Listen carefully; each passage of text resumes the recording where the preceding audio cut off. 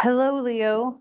My name is Missy, and I am here to do some astro charms for the month of July.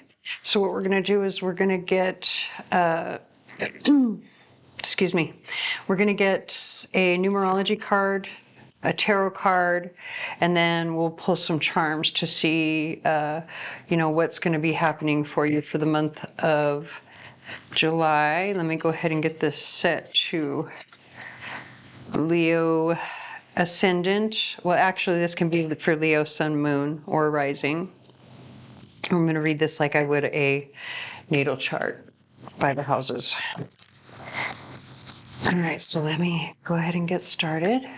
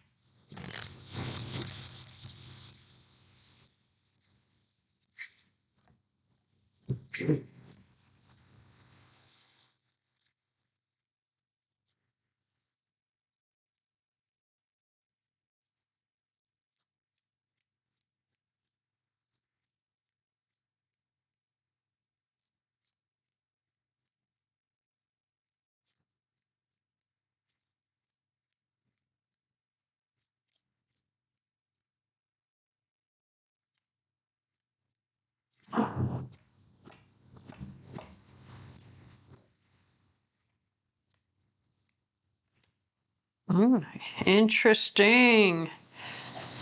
Very interesting. I mean, this is for Leo, and I'm not surprised to see music come out because that's such a fifth house thing. But the spiritual career, that one was a little bit surprising. Not that Leos can't be spiritual, I wasn't expecting it.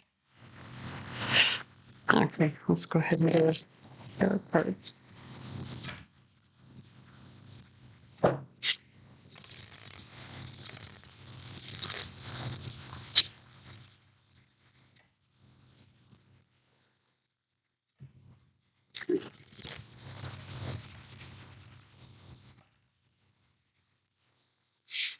We have the song Wheel in the Sky by Journey playing in the background.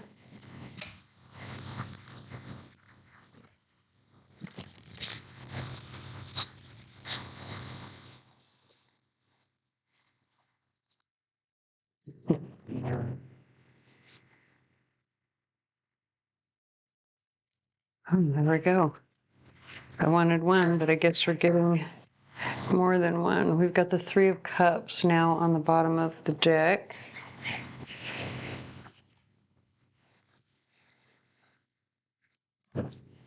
So, the King of Wands and the Queen of Swords.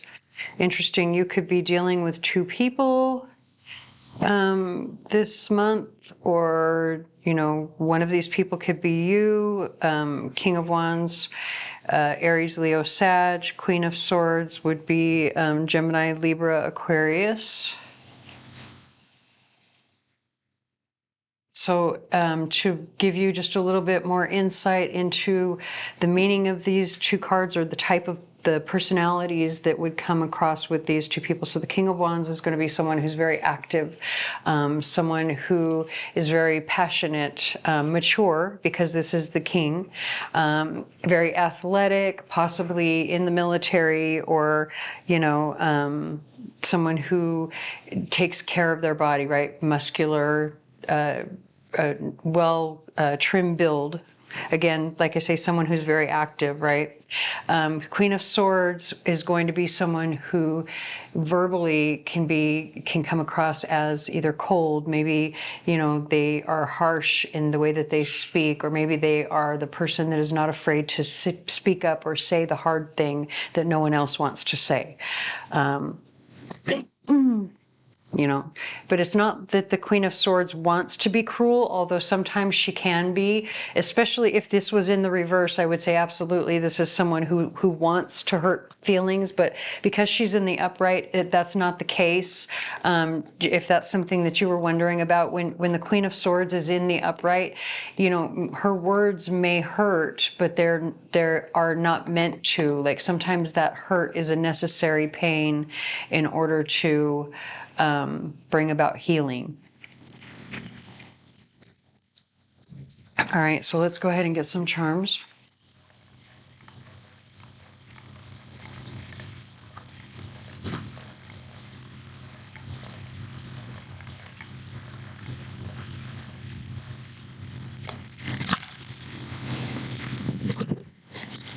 All right. So like I said, we're going to read it by house. We'll start here in the center. You do have the 6th house represented in this, or excuse me, I'm wrong. That's actually the 9th house, that little dot there. So with the 9th house being highlighted, let's go to that particular house first. And this is where you've got the swan and the angel. This is actually the angel of peace. This is one of my newer charms that I bought on a recent trip. Oh, come on.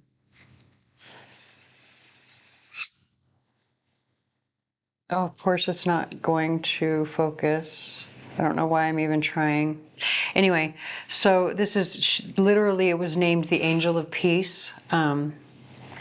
And so having that being in the 9th house, especially with the swan, like the swan to me is all about transformation. It makes me think of the,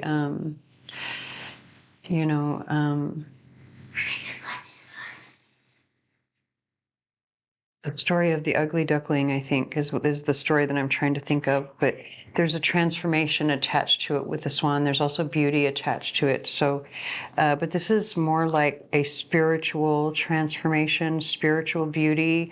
It's telling you that you need to focus on on your spiritual life, your spiritual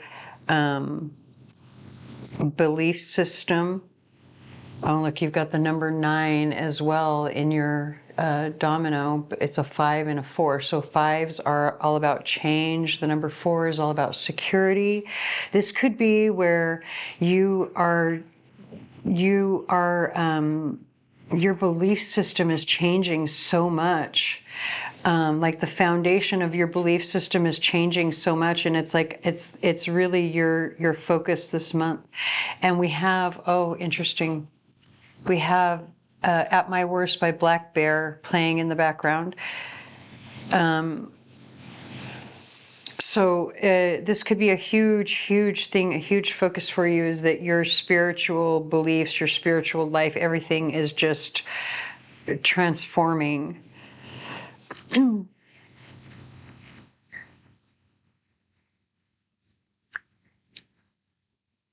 Oh, interesting.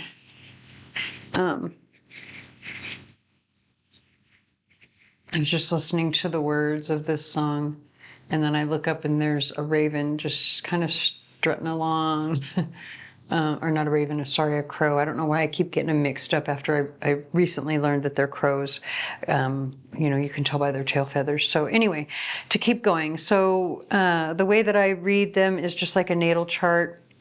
The first house would represent you. I don't see a whole lot happening to you personally, like not to your body. Everything that's happening to you seems to be happening in your subconscious, in your belief system, in your spiritual life, and what you're learning. Maybe even what you might be teaching others as well, because this is the 9th house. But anyway, so when we move on to the 2nd house, it's interesting that we have this key here, because this is another one of my new charms. And this is the key to faith. And so the key to faith is trust, right? It's to trust in the Lord with all your heart and to live with compassion every day. It says your faith holds the key to unlock God's plans. May blessings come down your way. So that's coming into the house of your money, but this is also the house of your values, right? Because the 2nd house rules the valuables, the things that you have that are of value, but that if you're looking at it esoterically rather than, in the physical world, you want to look at it in a spiritual sense, which is what we've opened the reading with, then it's going to represent those things that you value, your personal value system, which is already your focus here with the ninth house. So having faith, trusting in your intuition, trusting in yourself as well, because again, your personal values, that's going to be the key. Having faith in your own personal values. The third house, you don't really have a lot. One thing that I forgot, you can't get around it. A lot of times when people are, changing their faith system, there will be people that fall behind, right? That fall out of your life, or maybe you fall off with. So we do have the $100 bill in the reverse. It's sitting just above, just above this Queen of Swords. So again, this could be an air sign that maybe this could be a loss that you feel as a big loss. Just remember, or this could be, if it's not an air sign, it's a person who is maybe sharp-tongued but not cruel. Like they say what they need to say, and maybe what they say kind of hurts a little bit, or you take it as a little bit of a loss, because this is coming, it's straddling both your first and second houses. So this is possibly going to be someone who disagrees with you. Within several months, you may feel that. Several months to a year, you may feel that loss. Okay, so moving on now to the fourth house, we have the letter T. So probably within a couple of months of you watching this reading, someone or something related to your home and family life with the letter T or the initial T attached to it could play a part. Now, we do have this particular little charm, which is what I'm calling my Sunday surprise cup. If you look at the face, it's a smiley face. She's holding a spoon in one hand, right? And this little cup has polka dots on it, so I always kind of see it as like if you were to put an ice cream sundae in there and how happy you'd be to have that ice cream sundae. So there's some sort of surprise coming in. To your family, from your family, with your family, could involve someone with the initial T. Doesn't, like, the surprise will start this month, but whatever's happening with this letter T, whether it's a person, a place, a thing, whatever, you won't see the effects of that for a couple of months. Moving into the fifth house, you have the letter E. So this is going to be the house of like creativity, children, joy, the things that you like to do for fun, and romance. So the letter E attached to that, take it however it resonates. Now in the sixth house, and kind of straddling the seventh house a little bit, you've got the letter D. You also have the monkey in the sixth house, and you've got the Leo lion in the seventh house. So you could be dealing with a Leo. This could be someone that you're dealing with on a daily basis. The letter D could come into play in some way. With the monkey, like, things feel kind of chaotic when monkeys are involved, right? They swing from tree to tree. They destroy things. They poop everywhere. Like, monkeys can be, they climb all over everything. Like, maybe you're having to like climb, you're having to like climb something, climb a hill, climb a mountain, climb the ladder in some way on a daily basis. Or you feel like you're having to.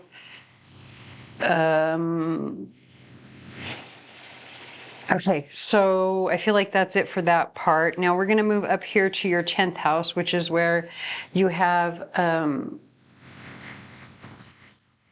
Iwas. I always get this mixed up with the other room because there's Iwas and Iwas, or Ewas. I'm not sure if I'm pronouncing them right or not, but anyway, I apologize if I'm not. So this is the yew tree. This is an inner journey, strength, and stability. So interesting that this came out in the 10th house, right? Whereas the 9th house is the house that really would represent that inner journey. So I think you're going to get recognition for that within a couple of months because of where this landed, because that's what the 10th house represents. It's like your reputation, how other people see you. And so maybe they'll see you as someone who's meditative or whatever, like they'll recognize that in you, or you'll get some sort of recognition for this inner journey and all of this stuff here, the wisdom that you've gained from it. And then we come to your 12th house, and you've got the the birch rune or fertility rune, but it was actually in the reverse. So I feel like because the 12th house is the house of your own undoing, and this is talking about there not being any growth with it in the reverse, like there's no fertility, there's no growth. I feel like that might be your undoing within the next couple of months from where it's sitting. Okay, so I hope that resonates. I know this was a very short reading. I expected it to be a little bit longer, and I tried to make Aries reading a little bit longer, and I feel like it just confused it. So we're going to leave Leo's just like this and move on to the next reading. So thank you for watching. I hope this resonates. If it does not, please stick around. There may be another reading for you here on the channel that does. Please like, share, comment, subscribe, tell your friends, whatever you can to help me get my channel out there, as I am new here, and I thank you for watching.